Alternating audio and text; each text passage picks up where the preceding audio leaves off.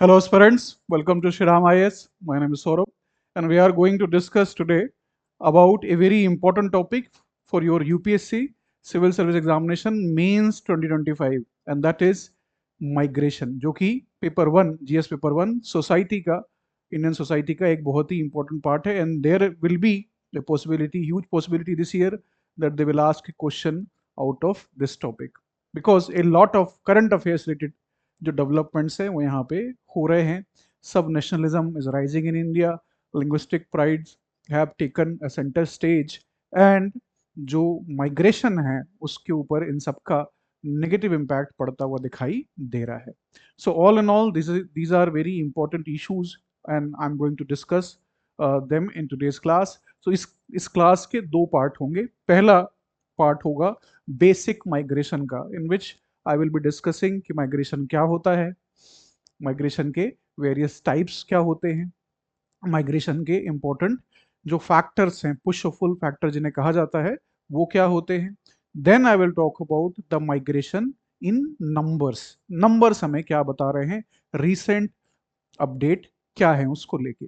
और जो दूसरा पार्ट इस लेक्चर का होगा वो करंट अफेयर्स इन्फ्लुएंस्ड है हेवली, और जिसके ऊपर इस बार के मेंस में सवाल आने की बहुत गुंजाइश है, and that is the politics of migration, particularly inter state migration in India.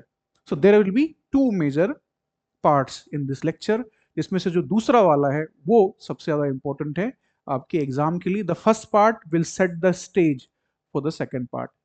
तो इस लेक्चर को आपको इस तरीके से अप्रोच करना है. Now migration is a very important concept. What it is, all of us migrate for some reason or the another in life. So if you are not living in the place of your birth, you are a migrant. It is nothing but a geographical movement of the people, and people have been moving throughout the history. That is how the Homo sapiens spread from African continent to the rest of the world. Through migration, trade routes have been discovered and strengthened. Migration led to so many discoveries around the world. People got to know about it, cultural contacts got developed, faith, religion expanded, conflict ensued afterwards. वो भी सब part है migration का ही. तो बहुत ही important एक concept है माइग्रेशन, जो कि पॉपुलेशन स्टडीज में काफी रेलेवेंस रखता है, क्योंकि बर्थ रेट और डेथ रेट के बाद इसका बहुत बड़ा रोल है. Geographical movement, if you are not living in a place of your birth, you are a migrant. People migrate for variety of reasons बहुत सारे होते हैं. पर्टिकुलरली इन स्टडीज में, माइग्रेशन स्टडीज में हम बात करते हैं पुश फैक्टर की और पुल फैक्टर की. पॉइंट ए, लोकेशन ए से कोई इंडिविजुअल लोकेशन बी की तरफ जा रहा है, तो लोकेशन ए से जब आप बी की तरफ जाते हो तो ए में कुछ फैक्टर्स रहे होंगे which pushed you towards the B.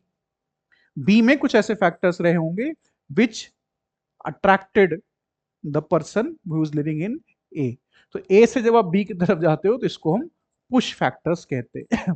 The conditions, the variety of situations which push the individual to move from A to B, these are push factors. So similarly, B will be pulling people from the A, and that will be pull factors. So as these are listed, these are very basic stuff vis-a-vis migration studies. तो demographic factors होते हैं. Population, अगर India में कोई individual रह रहा है, उसको स्वीडन मूव करना है, तो क्यों मूव करना चाहता है वो, डेमोग्राफिक फैक्टर है. स्वीडन में पॉपुलेशन डेंसिटी कम है, स्टेबल पॉपुलेशन है. Apart from that you have ageing population there, तो उससे भी जो एम्प्लॉयमेंट के प्रोस्पेक्ट हैं वो बढ़ जाते हैं. स्पेसिफिक जो लोग एम्प्लॉयमेंट में हैं, जैसे मेडिकल फील्ड में है, उनके लिए नए एवेन्यूज खड़े होते हैं ऐसे सोसाइटीज में जो कि एजिंग है. वेलफेयर स्टेट है, एजुकेशन इंस्टीट्यूशंस काफ़ी यहाँ बढ़िया हैं, जो सोशल इंफ्रा है वो बहुत ही बढ़िया है. नाउ इंडिया से मूव कर रहे हैं तो इंडिया में कुछ डेमोग्राफिक और सोशल फैक्टर्स होंगे. पॉपुलेशन इंडिया में यूथ है, मीडियन एज आज भी 28 साल है, हर जगह भीड़ है, everywhere there is a stiff competition, be it parking lots to IRCTC tatkal tickets, from UPSC to politics. Everywhere the competition is very stiff. Plus medical, educational facilities, they are not at par. vis-a-vis the world's best.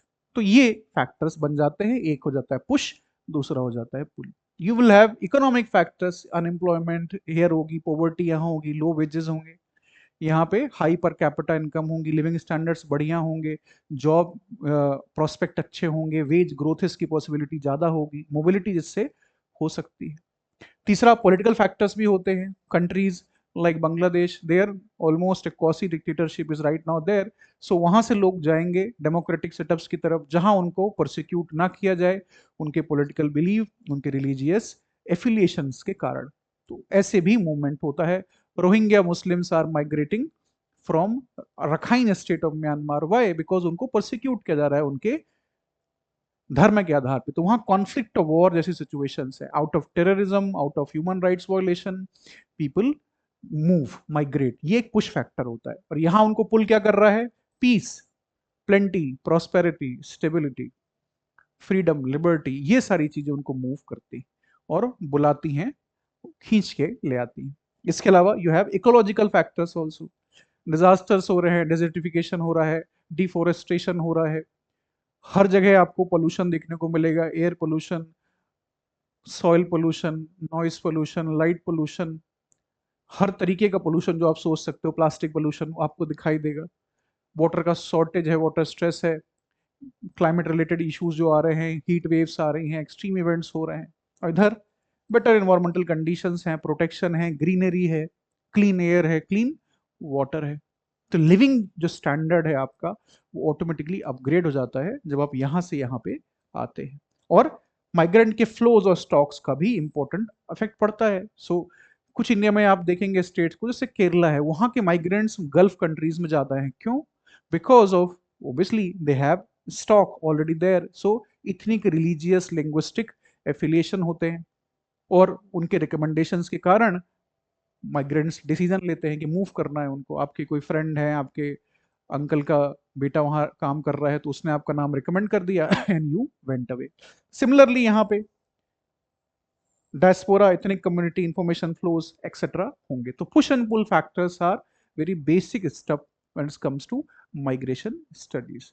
इसकी वजह से लोग move करते हैं। Now the types of migration, कितने type के होते हैं?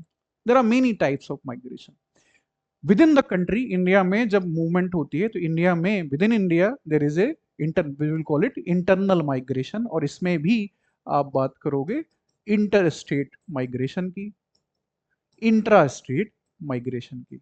सो I am from Madhya Pradesh, I have move to Delhi, so this is inter state migration. You are from Gujarat, you have moved to Maharashtra, interstate migration. You are from Bihar, you have moved to Tamil Nadu, interstate migration. Intrastate migration भी होता है, within the state you are moving. So somebody who is living in Marathwada area, he is moving for variety of reasons. People move, they are moving to Mumbai. तो उसको हम बोलेंगे intra state migration.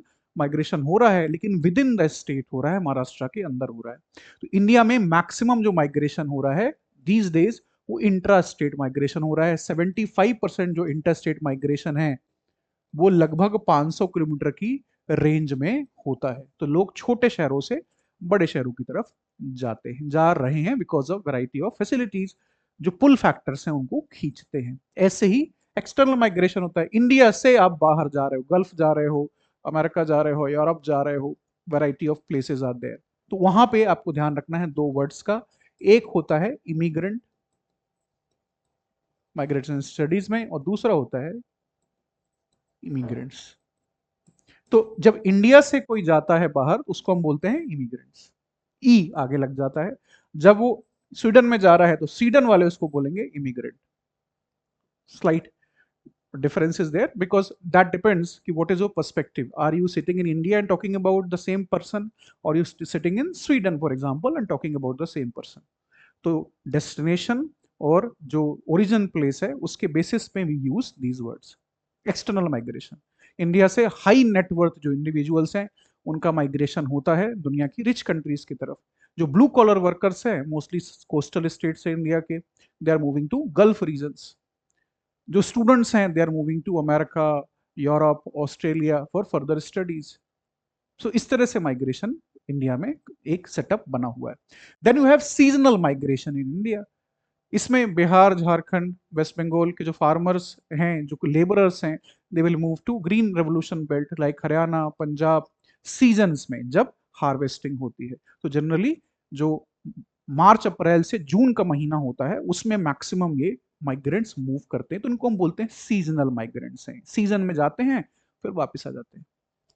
Temporary भी होता है migration for employment or education. Somebody is working in a company and then got transferred, तो दूसरी जगह में चले जाएंगे, तो उसको हम बोलेंगे temporary migration. For limited period of time you have been there and then you moved. Then you have permanent type of migration. इसमें permanently आप settle हो जाते हो and then you acquire property most of the time. You integrate yourself into the cultural milieu of the place. You form relationships, you seek a permanent employment opportunities in that area. तो permanent migration भी एक type होता है। ये interstate भी हो सकता है, intrastate भी हो सकता है, external भी हो सकता है। Voluntary migration, nobody has forced you, out of your own volition you are going to a particular place, जिसको हम बोलते हैं voluntary migration. Most of the migration is voluntary migration. Economic migration, when economic needs are predominant, you have lack of jobs in the place of origin, job prospect काफी limited हैं, आपके पास काम नहीं है, you have to earn money, तो फिर आप बाहर जाते हो। इकोनॉमिक माइग्रेशन एक एग्जांपल है। Force migration generally political violence की वजह से, इन्वायरमेंटल डिजास्टर्स की वजह से, इसको हम जो फोर्स माइग्रेशन होता है एक तरीके से ये डिस्ट्रेस माइग्रेशन भी होता है। किसी एरिया में ड्रॉट हो गई, सूखा पड़ गया, तो लोग वहां से पलायन के लिए विवश हो जाते हैं। कम्युनल कॉन्फ्लिक्ट हो गया तो पलायन के लिए विवश हो जाते हैं, उसको हम बोलते हैं डिस्ट्रेस माइग्रेशन। उसके बाद you have rural to urban migration. Rural area से मोस्टली अर्बन एरिया की तरफ जाना। क्यों? क्योंकि अर्बन एरियाज में बेटर हेल्थ केयर है, बेटर मेडिकल फैसिलिटीज हैं, बेटर इंटरटेनमेंट फैसिलिटीज हैं, ट्रांसपोर्ट इंफ्रास्ट्रक्चर है, quality of life is better, तो लोग जाते हैं। अर्बन टू अर्बन माइग्रेशन, छोटे शहरों से बड़े शहरों की तरफ, भुवनेश्वर से पुणे की तरफ, रायपुर से कलकत्ता की तरफ, लखनऊ से चेन्नई की तरफ। सो ऐसे मूव होते हैं लोग urban to urban, job, marriage, employment etcetera reasons होते हैं। और अर्बन टू रूरल माइग्रेशन भी हमने देखा है कहाँ, ड्यूरिंग कोविड, इसको रिवर्स माइग्रेशन भी कहा जाता है। तो अर्बन एरिया में काफी ज्यादा केओस था, इंस्टेबिलिटी थी, थ्रेट टू लाइफ था कोविड के दौरान, तो लोग सेफ्टी, स्टेबिलिटी, सिक्योरिटी के लिए रूरल एरियाज में वापस जा रहे थे।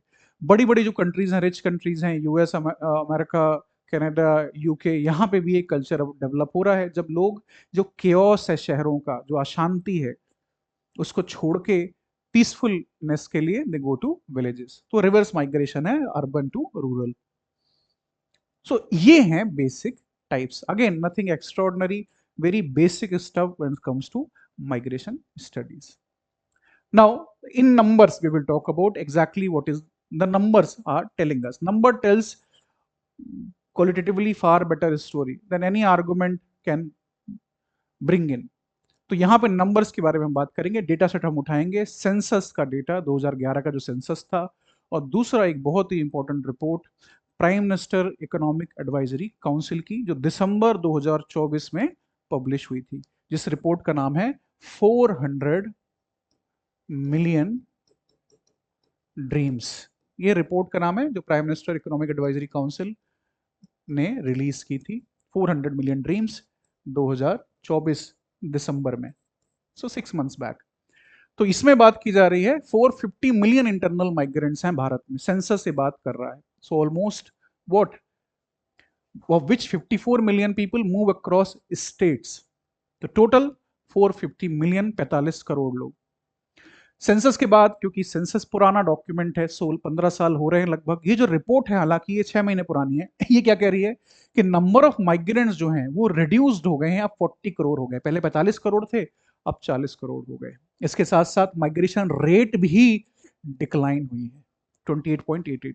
इसके ऊपर भी आपसे एक फ्लैट सवाल पूछा जा सकता है सोसाइटी के अंदर माइग्रेशन के इशू में, कि व्हाई दिस हैज डिक्लाइन। तो रिपोर्ट बात करती है डिक्लाइन हो गया है क्योंकि अब शहरों की तुलना में जो एक अट्रैक्शन था शहरों का, वो कम इसलिए भी हो रहा है क्योंकि लोगों की जो लिविंग स्टैंडर्ड्स है रूरल एरिया में बढ़ गई। एमजी मनरेगा जैसी स्कीम्स हैं जो उनको एम्प्लॉयमेंट प्रोवाइड करती हैं। प्रधानमंत्री ग्रामीण सड़क योजना से लॉजिस्टिक्स इंप्रूव हुई है।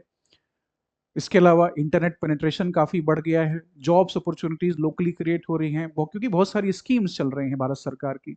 हेल्थ के लिए उनके पास जन आरोग्य डिजिटल जो आयुष्मान मिशन है वो चलाया जा रहा है। टॉयलेट के कंस्ट्रक्शन हो रहा है। प्रधानमंत्री ग्रामीण जो आवास योजना है वो काफ़ी बड़े स्तर पे चलाई जा रही है। ड्रिंकिंग वाटर फैसिलिटीज़ पहुंचाई जा रही हैं। तो जिसकी वजह से जो अट्रैक्शन है शहरों का वो कम हुआ है। कोविड ने भी अपना एक असर डाला है। तो ये उनका आर्गुमेंट है। बट हम बात कर रहे हैं लार्जर नंबर्स की। अब just gave U a brief. तो 99% जो टोटल इंडिया में माइग्रेशन है वो इंटरनल है। सिर्फ 1% एक्सटर्नल है। ये चीज हमें ध्यान में रखनी है। और इंटर स्टेट जो माइग्रेंट्स हैं, ये जो इंटरस्टेट माइग्रेंट्स हैं, नॉट इंट्रा स्टेट, ये जो डिफरेंट स्टेट महाराष्ट्र से गुजरात, गुजरात से महाराष्ट्र जा रहे हैं, वो मेन डोमिनेटेड फील्ड है। ये बिहार, राजस्थान से, झारखंड से जो लोग आ रहे हैं मोस्टली मेन हैं इन सर्च ऑफ जॉब्स। वो आ रहे हैं डिफरेंट स्टेट्स में, पर्टिकुलरली दिल्ली, महाराष्ट्र। तो जो 4 स्टेट्स हैं हिंदी हार्टलैंड के, UP, Bihar, Rajasthan and MP, वो ऑलमोस्ट हाफ ये जो इंटरस्टेट माइग्रेंट्स हैं इनको कंस्टिट्यूट करते हैं। ग्राफ देखिए। ग्राफ में आपको समझ में आएगा कि these are the states, UP, Bihar, Jharkhand, MP, ये प्राइमरली 4 स्टेट्स हैं। यहाँ पे आउट माइग्रेशन हो रहा है। इन स्टेट से जो वर्किंग एज पॉपुलेशन के मेन हैं, आदमी हैं, वो मूव कर रहे हैं। और जहां कहाँ रहे हैं? दिल्ली, महाराष्ट्र, तमिलनाडु, गुजरात। यहाँ पे आपको गोवा एंड गुजरात यहाँ पे आपको दिखाई दे रहा है। मोस्टली दिल्ली जा रहे हैं। So that much population is moving. ये पुल स्टेट्स हैं जहां पे एम्प्लॉयमेंट अपॉर्चुनिटीज बेटर हैं, लिविंग स्टैंडर्ड्स अच्छे हैं, जॉब प्रोस्पेक्ट है। और यहाँ पे आपको दिखाई देगा इकोनॉमिक सिचुएशन उतनी अच्छी नहीं है, इसलिए लोग मूव कर रहे हैं। Primarily who migrate? Man migrate. This is the number as per the census. तो आपको सिर्फ जो नंबर यहाँ दिखने हैं, don't have to remember anything. जो रीजन इकोनॉमिक रीजन है और for economic reason moving within last 1 year, आप नंबर देखिए। तो वर्क फोर्स जो टोटल इंडिया की है, परसेंट ऑफ माइग्रेंट उसमें 9.34 है। This is a massive number. तो टोटल वर्क फोर्स का 10% almost 9.34 these are migrants. That is a massive number. और यहाँ पे आपको डिस्पैरिटी भी दिखाई देगी। मेल 11.36 है और महिलाएं 4.88 है। तो महिलाएं मोस्टली माइग्रेट करती हैं for marriage reasons, men migrate for employment opportunities. This is something you have to always keep that in mind when we are talking about the migration situation. तो now एक जो बेस है वो create हो गया यहाँ पे। अब हम अपने कोर विषय पे आएंगे and that is the politics of interstate migration. This is the number for the external migration from India, UAE, US, Saudi Arabia, Kuwait। ये मोस्टली ऐसी कंट्रीज हैं। गल्फ रीजन्स में माइग्रेशन काफ़ी बड़ा होता है। 90 लाख भारतीय मूल के लोग वहाँ रहते हैं। और अमेरिका, आजकल यूरोप, ऑस्ट्रेलिया में भी जो एंग्लो सेक्शन कंट्रीज हैं वहाँ भी माइग्रेशन बढ़ा है। तो जो इंटर स्टेट माइग्रेशन इंडिया में हो रहा है उसकी जो पॉलिटिक्स है, इसके ऊपर एक फ्लैट क्वेश्चन मेंस में पूछा जा सकता है। क्यों? Why I am saying this? Because a lot of has happened in the last 1 year when it comes to inter state migration. There is a controversy in Karnataka about Kannada pride. So much of anti Bihari sentiment are there unfortunately in states like Tamil Nadu, southern Indian states. वहां पे आपको दिखाई देगा महाराष्ट्र के अंदर violence की एक history रही है। So a lot of developments are taking place. Different state governments are bringing variety of laws to reserve seats in employment areas for their local population. जैसे हरियाणा की गवर्नमेंट है 75% रिजर्वेशन वो ले आई कि वहां पे जो इंडस्ट्रीज होंगी वहां हरियाणवी जो डोमिसाइल्ड होंगे उनको नौकरियां मिलेंगी। तो इस तरह से जो चैलेंजेस आ रहे हैं, वायलेंस, हिंसा की गुंजाइश है, सब नेशनलिज्म बढ़ रहा है, नेटिविज्म बढ़ रहा है, रीजनलिज्म को बल मिल रहा है, ये सब कुछ हो रहा है क्योंकि ये एलिमेंट काफी प्रिडोमिनेंट है। तो इसके ऊपर डिस्कशन करना, चर्चा करना बहुत जरूरी है हमारे लिए। नाउ जो मॉडर्नाइजेशन के बेनिफिट है, see India is a country of natives. India is a country of natives. For thousands of years, our people have always lived in a very small geographical area. कोई village है वहां रह रहे हैं, Hardly they will move out of the village. Hardly they will move out of the village. They obviously moved out of the village for trade purposes, political reasons. उसके अलावा marriage was a reason, cultural fair and fest were the reasons, but primarily they lived and died in that small geographical area. तो India is a country of natives. ये हमेशा हमें याद में रखना है. India is not a country like America, जो कि country of immigrants है. India is a country of natives. Now, since modernization of India began, through which the economic growth went ahead with time, the benefit of the modernizations, better educational facilities, better employment prospect, better wealth distribution, ये सारी जो चीजें हैं इनको लेके contestation बढ़ने लगा. और ये एक सीरियस क्राइसिस यहाँ पे हो गया है कि जो बेनिफिट है मॉडर्निटी के, ये कीवर्ड है आपके लिए, जो बेनिफिट है मॉडर्निटी के उसको लेके विवाद हो रहा है between the insider so called and the outsider. तो जब नॉर्थ इंडिया से लोग कर्नाटका जाते हैं तो इस तरह की डिबेट्स उठ रही हैं कि बंगलुरु पे हक पहला किसका है, द नेटिव पीपल. मुंबई पे हक पहले किसका है, the native people. So this is how the argument is being framed. ये पॉलिटिक्स है जो नेटिविज्म की है और सन ऑफ द सॉइल्स की है. That we are the son of the soil. हमारा पहला अधिकार बनता है जमीन के रिसोर्सेज पे. जो मॉडर्निटी के बेनिफिट हैं उनके ऊपर पहला अधिकार हमारा बनता है. जो नेटिविज्म है इसीलिए वो उफान पे है, नेटिविज्म. और it is linked with what, territorial ethnicity. This idea कि सर्टन जो इथनिक ग्रुप्स हैं, could be on the basis of caste, could be on the basis of language, ये जो इथनिक ग्रुप्स हैं ये रूटेड हैं स्पेस के अंदर. That is they are, their ancestors have lived in those areas, now they are living in those areas. और जो भी मॉडर्निटी के कारण बेनिफिट आ रहा है वो उनके बच्चों, डिसेंडेंट्स को मिलना चाहिए, उनको भी मिलना चाहिए ऑब्वियसली. तो ये जो आइडिया है रूटेड है स्पेस में, जो कि टेरिटोरियल इथनिसिटी है. ये भी आपके लिए कीवर्ड है, अपने आंसर में आप इसको यूज करेंगे. तो रिसोर्सेज अपॉर्चुनिटीज जो मॉडर्निटी के कारण आ रही हैं उस पर पहला अधिकार किसका है, नेटिव लोगों का है. ये पॉलिटिक्स जो हो रही है, this is very very deadly when it comes to national integration in India. Now ये जो मोबिलाइजेशन हो रहा है मोस्टली लिंग्विस्टिक बेसिस पे हो रहा है, जैसे कर्नाटका में होता है, या ट्राइबल आइडेंटिटीज के बेसिस पे भी हो रहा है. बहुत सारे स्टेट्स में नॉर्थ ईस्ट इंडिया की ये होता है, ट्राइबल आइडेंटिटीज के बेसिस पे माइग्रेशन को फैसिलिटेट किया जाता है या तो ऑब्जेक्ट किया जाता है.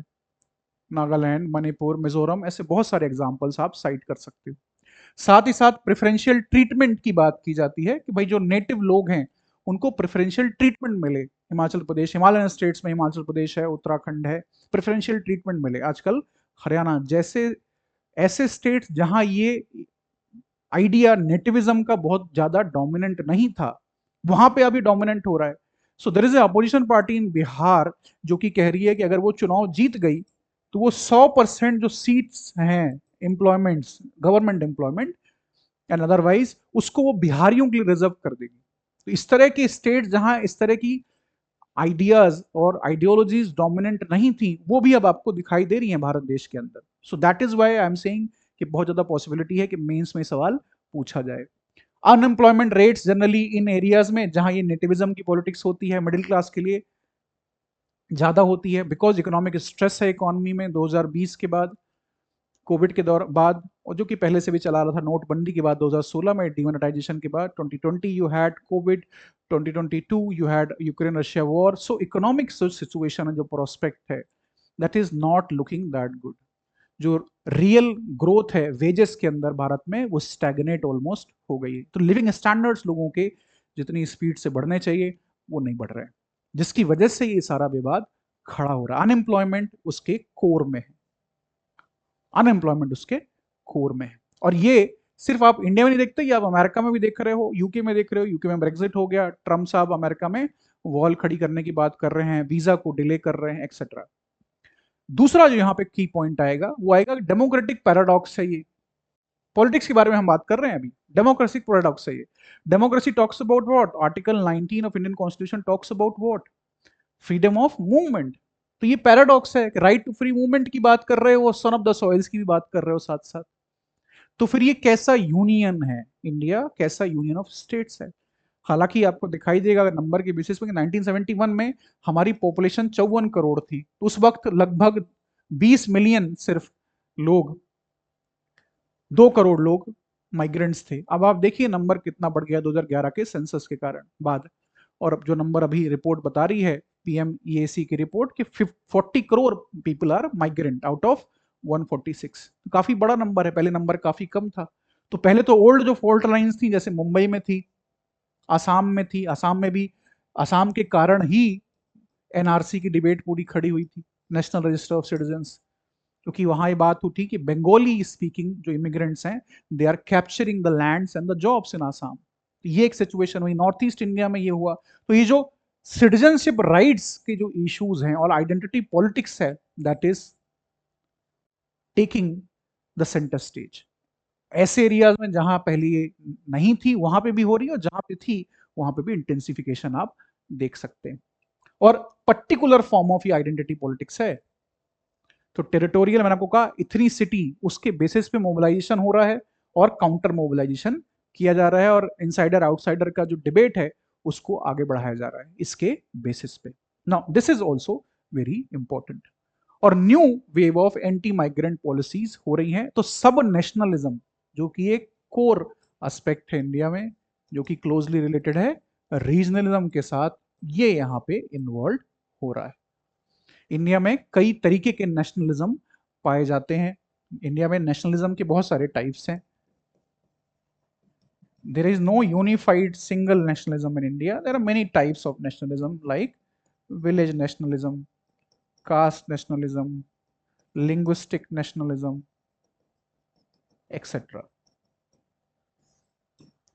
तो रीजनलिज्म को उससे बल मिल रहा है। आंध्र प्रदेश गवर्नमेंट ने लोकल कैंडिडेट्स के लिए 2019 में बिल पास किया था, ऐसा ही हरियाणा गवर्नमेंट ने किया, ऐसा ही बिहार गवर्नमेंट अब कह रही है। और ये डिमांड्स कर्नाटका, महाराष्ट्र, ऐसे जो इंडस्ट्रियल बेल्ट्स हैं which are performing well economically, वहां पे डिमांड उठनी शुरू होगी।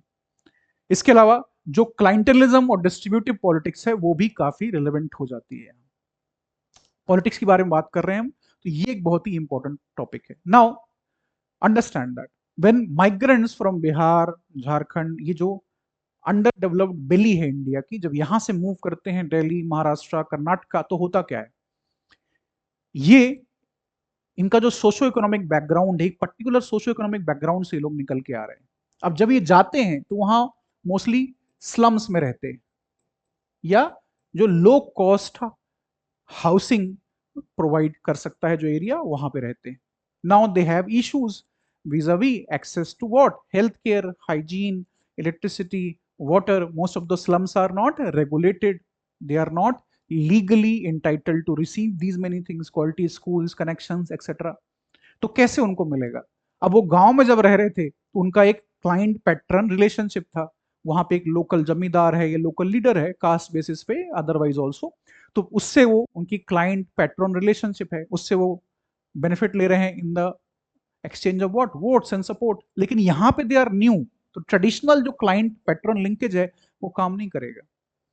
Now they have to be innovative, तो they will present a unified front. Jharkhand, Bihar, यहां से निकल के आएंगे, डिफरेंट सोशो इकोनॉमिक बैकग्राउंड के लोग हैं ये, और महाराष्ट्र, मुंबई में जाके they will unite and behave, class mobilisation यहां पे होगा।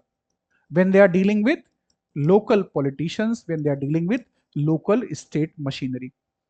तो डिफरेंट कास्ट ग्रुप के ये लोग हैं, डिफरेंट रिलीजन वाले लोग हैं, डिफरेंट लैंग्वेज भी बोलते हैं, लेकिन साथ में स्लम में रहेंगे और क्लास मोबिलाइजेशन करेंगे। अपनी इकोनॉमिक सिचुएशन के आधार पे वो मोबिलाइजेशन करेंगे और स्टेट से नेगोशिएट करेंगे कि हमें ये राइट्स मिलने चाहिए। लेकिन विद इन आपस में जब बात चर्चा होगी, जो जो रिलेशनशिप होगी, that will not be based on class consciousness. वहां पे आपकी फेथ आ जाएगी, रिलीजन आ जाएगा, वहां पे आपकी कास्ट भी आ जाएगी, लैंग्वेज भी आ जाएगी। लेकिन जब स्टेट से नेगोशिएट करेंगे, महाराष्ट्र के स्टेट से, तो मोबिलाइजेशन क्लास बेसिस पे होगा। So that is how they behave when they are there. इसको भी आप आंसर राइटिंग में अपने लिखेंगे। So this is very important also. और they will search for most competent brokers who will negotiate on their behalf with the state. तो जो slum leaders होते हैं, स्लम पॉलिटिकल लीडर्स होते हैं, they have to be very innovative, they have to be very creative while dealing with the local state governments and local administration, so that they can put forward the interest of their people. तो ये एक बहुत ही important concept है clientelism और distributive politics का when it comes to migration, inter state migration in India. Now इसके अलावा माइग्रेंट डिसइंफ्रेंचमेंट और electoral participation is very important also. जब पॉलिटिक्स की बात होती है तो ये एक डायमेंशन निकल के आता है कि जो माइग्रेंट्स हैं they are mostly silent people, invisible people, जब हम इलेक्टोरल पॉलिटिक्स के बारे में बात करते हैं। क्यों? क्योंकि ये डिसइंफ्रेंचाइज्ड सेगमेंट है। बिहार से निकल के महाराष्ट्र, मुंबई में रह रहे हैं, लेकिन मुंबई में उनके पास ना वोटर आईडी कार्ड है, ना उनके पास राशन कार्ड है। So they are invisible in that domain. अच्छा, जो लोकल लीडरशिप है वहां पे मुंबई की, I am just giving one example of the Mumbai city, there may could be many other examples as well. So in Mumbai in case, यहाँ पे electoral requirements को fulfil नहीं करते। They don't have the necessary stay in those areas to get the ration card, get the voter ID card, और उनके पास अधिकार नहीं होगा वोट करने का। और जो लीडरशिप होगी वहां पे सिटी की, स्टेट की, they will also not pay much of the attention, क्योंकि उनको लगता है कि लोग पैसिव वोटर्स हैं, पैसिव वोटर्स हैं, they are not very interested in local politics. वो सिर्फ इंटरेस्ट रखते हैं पैसा कमाने में, to earn their livelihood and send some money back to home, and they dream always कि I will earn someday enough money to leave this place for my home. So passive voters माने जाते हैं, इसलिए डिसइंफ्रेंचाइज्ड है। जो एक democracy का idea है वो यहाँ पे आपको रिफ्लेक्ट होता दिखाई नहीं देता। और एक अजैविका करके एक ऑर्गेनाइजेशन है, उनकी मल्टी स्टेट स्टडी थी, इसको आप आंसर में कोट कर सकते हो कि क्लोज टू 83% जो माइग्रेंट वर्कर्स हैं they miss voting in elections. अपने ओरिजिन एरियाज में भी, जहां से वो आ रहे हैं, जहां का वोटर आईडी कार्ड उनका है, वहां पे भी वोट नहीं कर पाते, because transportation is very expensive. और कोई ऐसा इलेक्ट्रॉनिक मीन्स नहीं है कि कोई व्यक्ति जो मुंबई में रह रहा है वो छपरा के इलेक्शन में, लोकसभा इलेक्शन में वोट डाल सके। सो ये एक बहुत ही इंपॉर्टेंट एस्पेक्ट है। तो 40 crore people who are migrants, आप समझिए कितना बड़ा इसका असर पड़ता है भारत के जो वोटिंग परसेंटेज है उसके ऊपर। तो मैसिव एक ये एस्पेक्ट है जो कि जनरली माइग्रेशन पॉलिटिक्स से मिसिंग होता है, लोग उसके ऊपर नोटिस नहीं करते। ये बात तो थी जो डेस्टिनेशन एरिया, जहां माइग्रेंट बैठे हुए हैं उनके बारे में। What about the origin area, जहां से वो निकल के आए हैं, वहां पे भी तो कुछ पॉलिटिक्स का चेंज हो रहा होगा। सो जब हम पॉलिटिक्स के बारे में बात करते हैं तो we are talking, you will divide the answer in destination area and the origin area. Now we will talk about the origin area. Origin area में क्या हो रहा है? जब माइग्रेंट वापस जाता है तो क्या करता है?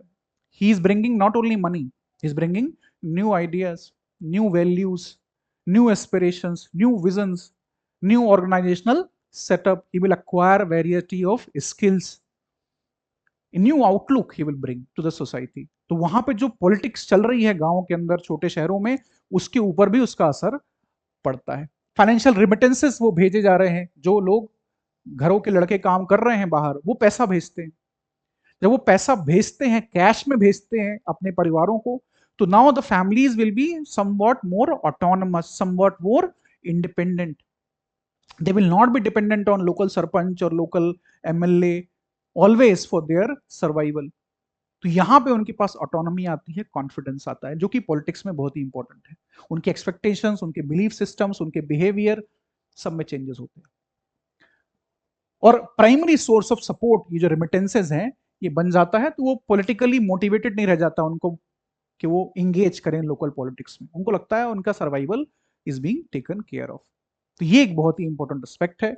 और इलेक्टोरल लैंडस्केप पे भी असर पड़ता है, क्योंकि जो बहुत ही टाइट इलेक्शंस होते हैं गांव के अंदर, सरपंची इलेक्शन जिन्हें कहते हैं, या लोकल वार्ड इलेक्शंस होते हैं छोटे शहरों में जो हो रहे हैं, वहां पे जब टाइट इलेक्शंस होते हैं तो इन माइग्रेंट्स को बुलाया जाता है, because they are deeply embedded in the local politics. Sometimes when the situation is very dire they will come to vote, every vote counts. तो यहाँ पे वो डिसाइडर भी एज ए डिसाइडर फैक्टर काम करते हैं लोकल पंचायत इलेक्शंस के अंदर। और जो लोकल पार्टीज होती हैं, जो कैंडिडेट्स होते हैं, वो स्पॉन्सर करते हैं इनकी टिकट्स को कि आप आइए मुंबई से वोट देने के लिए। तो this is also a very important aspect. Now these factors you will write in your notes which you are taking. इसके अलावा इंटरस्टेट जो माइग्रेशन होता है उससे रूरल जो पॉलिटिकल क्लीवेज है, जो एरिया इनको भेज रहा है वहां पे भी क्लीवेज है, जाति के आधार पे, क्लास के आधार पे, उस पे भी बहुत फर्क पड़ता है। डॉक्टर अम्बेडकर ने कहा था कि दलितों को अगर इमेंसिपेशन की तरफ जाना है तो उनको गांवों को भारत के छोड़ना होगा, शहरों की तरफ आना होगा। तो जब सो कॉल्ड जो डिसइनफ्रेंचाइज्ड कास्ट हैं, जो कास्ट ग्रुप सप्रेस किए गए हैं, सोशल एक्सक्लूजन का शिकार हैं, जब उनके मेंबर्स माइग्रेंट्स बन के शहरों की तरफ जाते हैं तो उनकी जो सोशियो इकोनॉमिक सिचुएशन है उसमें फर्क दिखाई देता है। ज्यादा वो पॉलिटिकली असर्टिव हो जाते हैं, ज्यादा उनके पास कैपिटल आ जाता है, कल्चरल कैपिटल और इकोनॉमिक कैपिटल। तो उसका बहुत बड़ा फर्क पड़ता है। आइडेंटिटी जो पॉलिटिक्स होती है वो और भी ज्यादा मजबूत हो जाती है। कास्ट हायरार्कीज ऐसे एरियाज में यूपी बिहार के जहां बहुत ज्यादा है उसके ऊपर भी सोशल चेंज का असर दिखाई देने लगता है। और इंपावरिंग होता है ये, बहुत सारे ग्रुप्स के लिए इंपावरिंग होता है, बिकॉज कास्ट ऑप्रेसिव सिचुएशन है गांव के अंदर। तो जब वो शहरों में आते हैं तो थोड़ा सेंस ऑफ फ्रीडम उनको दिखाई देने लगती है, और जो कि जब ये वैल्यूज हैं, जब एक बार आप once you are learn to fly, you cannot live in a cage afterwards.